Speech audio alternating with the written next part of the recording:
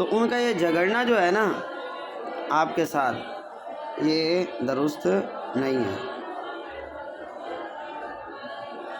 دوبارہ دیکھو حدیث پاک، وعن ابی امامہ قال قال رسول اللہ صلی اللہ علیہ وسلم، حضرت ابو امامہ رضی اللہ تعالی عنہ فرماتے ہیں کہ رسول اکرم صلی اللہ علیہ وآلہ وسلم نے ارشاد فرمایا، ما ضل قوم بعد ہدی وکانوا علیہ، نبی کریم صلی اللہ علیہ وسلم نے ارشاد فرمایا کہ کوئی قوم ہدایت پر رہنے کے بعد گمراہ نہیں ہوتی مگر الا اوتوا الجدل، مگر اس میں جھگڑے پیدا ہو جاتے ہیں۔ ثم قرأ رسول اللہ صلی اللہ علیہ وسلم، پھر رسول اکرم صلی اللہ علیہ وسلم نے قرأت فرمائی اس آیت کی، ما ضربوا لك الا جدلا، کہ وہ آپ کے لیے مثال نہیں بیان کرتے مگر جھگڑنے کے لیے، بل ہم قوم خاصمون، بلکہ وہ تو قوم ہے ہی جھگڑالو ہے۔ سمجھ آ رہی ہے؟ یہاں پر ایک بات ذہن نشین کرو، جو اپنے ہی کیا کہتے ہیں اس کو، قرآن کیا کہتا ہے، یضل بھی کثیرا ویہدی بھی کثیرا، بہت سارے لوگ قرآن پڑھ کے ہدایت پائیں گے اور بہت سارے گمراہ ہوں گے۔ اب دونوں طرف سے جو گروہ ہیں، جی اب وہ دلائل تو یہی دیتے ہیں نا جی کہ یہ آیت ہماری طرف سے ہے، جی یہ ہماری ہے۔ اب پتہ کیسے چلے گا کہ کون گمراہ ہے؟ تو اس کے بارے میں اللہ تعالیٰ نے قرآن مجید میں واضح کر دیا ہے کہ وہ قوم تو جو اچھا دلیل کے ساتھ بات کرنا جو ہے نا، یہ بڑی بات ہے۔ جی ہم میں بھی بہت سارے ایسے لوگ ہیں جو دلیل کے ساتھ بات نہیں کرتے۔ مثال کے طور پر جناب مولانا ادریس صاحب کے پاس ایک بندہ آیا، اس نے آ کر کہا، جی حضرت میرے استاد سکول میں کالج میں پڑھانے والے ہیں، وہ کہتے ہیں جی نبی کچھ نہیں کر سکتے۔ آپ ان کو یہ کہیں گے کہ نہیں جی نہیں، آپ ایسا کریں کہ آپ یہ تو ہے ہی کیا نام ہے کافر ہیں، یہ ہیں، نہیں، ان کو آپ دلیل کے ساتھ سمجھائیں گے کہ یہ دلیل اس کی یہ ہے اور اس کا معاملہ یہ ہے، قرآن و حدیث سے اس کو سمجھائیں گے۔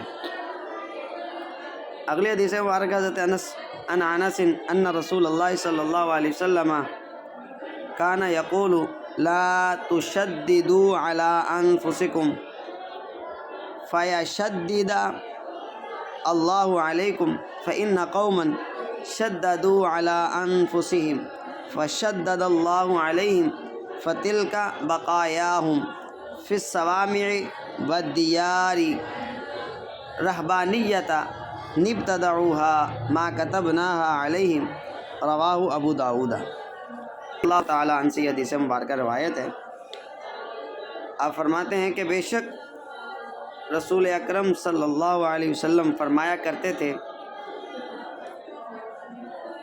لا تشددوا علی انفسکم، اپنی جانوں پر جی سختی نہ کرو، اپنی جانوں پر سختی نہ کرو، جانوں پر سختی نہ کرو، فَيَشَدِّدَ اللَّهُ عَلَيْكُمْ، ورنہ اللہ تم پر سختی کرے گا۔ اپنی جانوں پر سختی نہ کرو ورنہ اللہ تم پر سختی کرے گا۔ فَإِنَّ قَوْمًا شَدَّدُوا عَلَىٰ أَنفُسِهِمْ، ایک قوم نے اپنی جانوں پر سختی کی تھی، فَشَدَّدَ اللَّهُ عَلَيْهِمْ، تو اللہ نے فَتِلْكَ بَقَایَاهُمْ فِي الصَّوَامِعِ وَالدِّيَارِ رَهْبَانِيَّةً ابْتَدَعُوهَا مَا كَتَبْنَاهَا عَلَيْهِمْ، پس گرجوں اور ڈیروں میں انہیں کی بقایات لوگ ہیں، رہبانیت، اور اسی طرح رہبانیت کیا ہے؟ اللہ تو یہ فرماتا ہے ہم نے ان پر رہبانیت کو نازل ہی نہیں کیا تھا، جی انہوں نے خود اپنے آپ کو راہب بنایا، جی تو کہا ہی نہیں تھا، جب ہم نے کہا ہی نہیں تو پھر جب انہوں نے اپنے اوپر سختی کر لی تو پھر ہم نے بھی ان پر سختی کر دی۔ اور یہ جو تم گرجوں میں اور ڈیروں میں لوگوں کو دیکھتے ہو نا، یہ انہی کی بقایا ہے،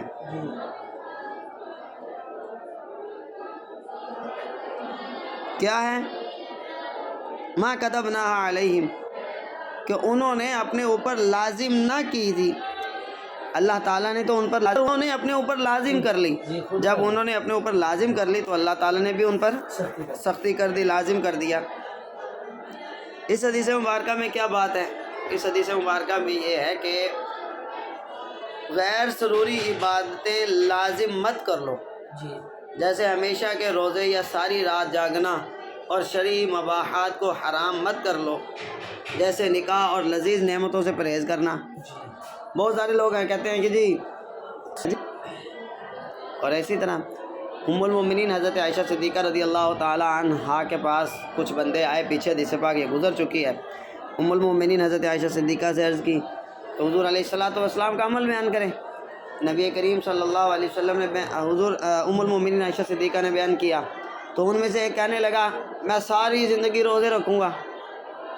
دوسرے نے کہا میں ساری زندگی قطع تعلق کی نمازیں پڑھوں گا. تیسرے نے کہا میں یہ اپلائے. تو حضرت ام المومنین عائشہ صدیقہ نے عرض کیا رسول اللہ اس طرح بندے آئے تھے، آپ پھر باہر گھر نکلے، گھر سے باہر آیا اور آ کر آپ نے پھر اعلان کیا. آپ نے فرمایا تم میں سے سب سے زیادہ اللہ کے نزدیک تقوی اور پرہیزگاری والا میں ہوں، سب سے زیادہ. سمجھ آئی؟ میں روزے بھی رکھتا ہوں، افطار بھی کرتا ہوں، نماز بھی پڑھتا ہوں اور تمہارے معاملات کے ساتھ تمہارے اندر معاملات بھی کرتا ہوں. میں نے شادیاں بھی کی ہیں. ٹھیک ہے نا؟ بات سمجھانے کی یہ ہے کہ جو چیز اللہ رب العالمین نے تم پر لازم نہیں کی تم اپنے اوپر اس کو کیوں لازم کرتے ہو؟ اسی طرح کوئی بندہ کہے کہ میں شب بیداری یعنی ساری زندگی جاگتا رہوں گا، میرا فلاں کام ہو جائے، نظر مان لے. اب یہ نظر ماننا بھی اس کے لیے درست نہیں ہے. اللہ اکبر. حدیث پاک واضح ہے، اس میں کوئی دوسری بات نہیں ہے. یہاں پر ایک اور بات ہے.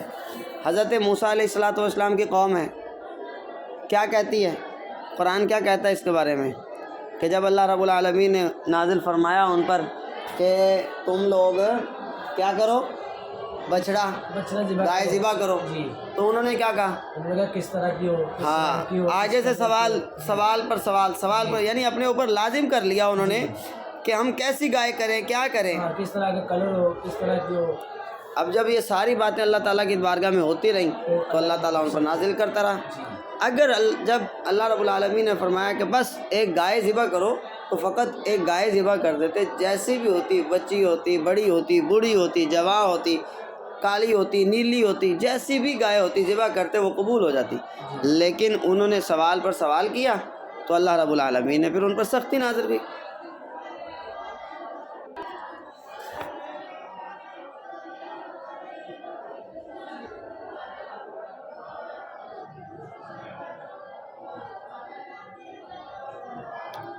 اگلی حدیث مبارکہ ہے وعن ابی ہریرہ قال رسول اللہ صلی اللہ علیہ وسلم نازل القرآن علی خمسۃ اوجہ حلال و حرام و محکم و متشابہ و امثال فاحلوا الحلال بالمحکم و آمنوا بالمتشابہ واعتبروا بالامثال. هذا لفظ المشابہ ورواه البیہقی فی شعب الایمان ولفظه فاعملوا بالحلال واجتنبوا الحرام واتبعوا المحکم.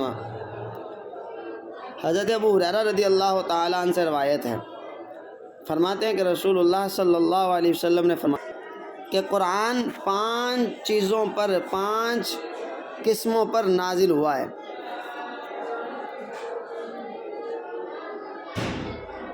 حلال، حرام، محکم، متشابہ اور مثالیں. وامثال اور مثالیں. فاحلوا الحلال، پس حلال کو حلال جانو. وحرموا الحرام، واعملوا بالمحکم، محکم پر عمل کرو.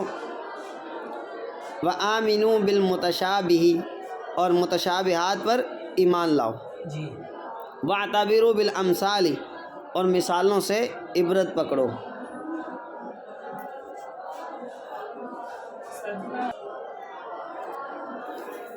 ہاں جی، وَاعْتَبِرُوا بِالْأَمْثَالِ، اور مثالوں سے عبرت پکڑو. ھذا لفظ المصابیح، یہ الفاظ مصابیح کے ہیں. وَرَوَاهُ الْبَيْهَقِيُّ، اور بہقی نے شعب الایمان میں اس کو روایت کیا ہے، جس کی عبارت یہ ہے: فَاعْمَلُوا بِالْحَلَالِ، حرام سے پرہیز کرو. وَاتَّبِعُوا الْمُحْکَمَ، اور محکم کی اتباع کرو.